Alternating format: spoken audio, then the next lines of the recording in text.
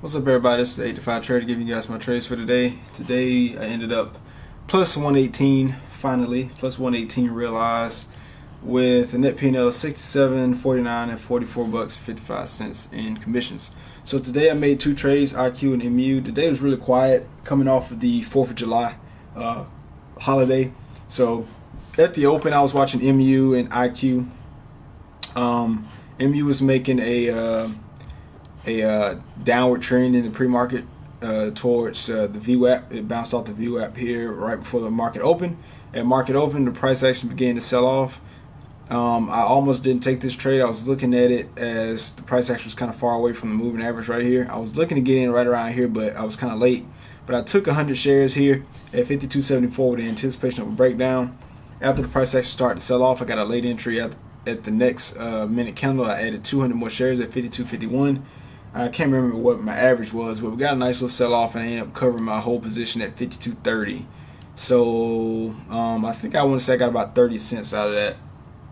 Actually, no, I got more than that because I got 86 bucks out of that trade. So 300 shares. I'm thinking. Let's see. That was about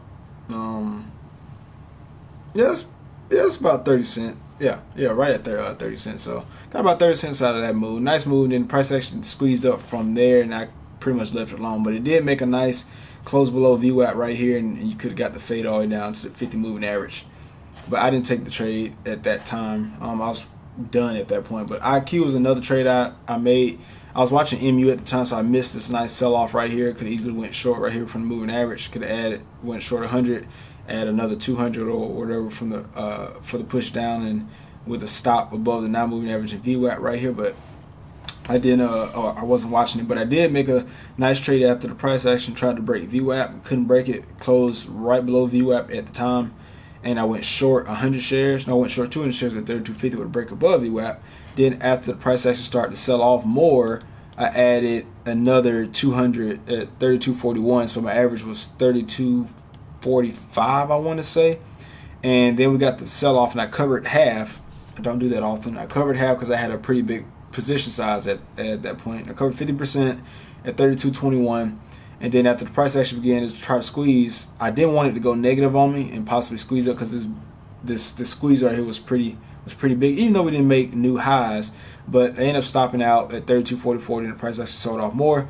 Tried to go short again for a breakdown, 32.15, and I stopped out at 32.25, so I lost 20 bucks on that, and that's when I just left it alone. That's when the price action did sell off.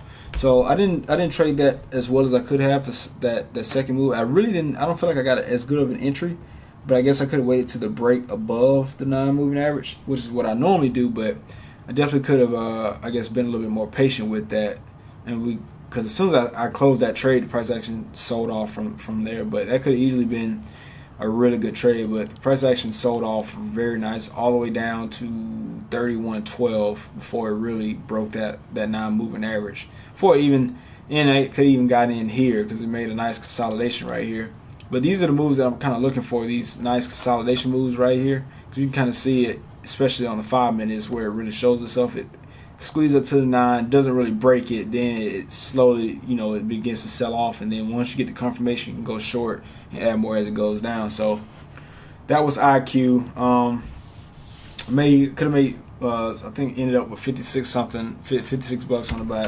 Ended up taking that loss on it. But ERJ was another one that I looked at. I didn't take this trade because of the volume. Volume just wasn't there, but it did make a huge sell-off just like IQ. See how it consolidated around that 9, didn't break it, then it finally just broke all the way down.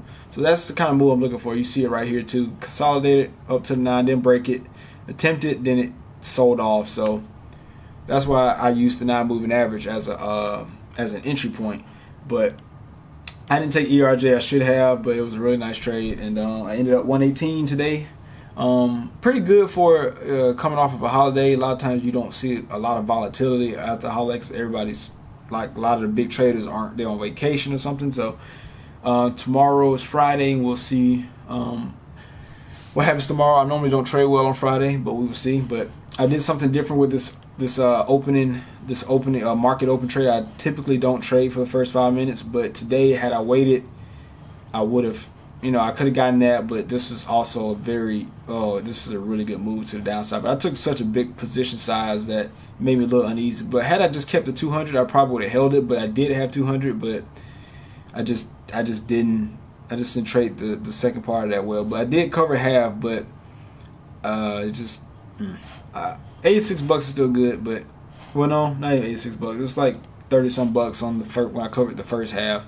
It could have been better, but you know, I learned from it. But that's what I did today. So we'll see what happens tomorrow. So stay tuned.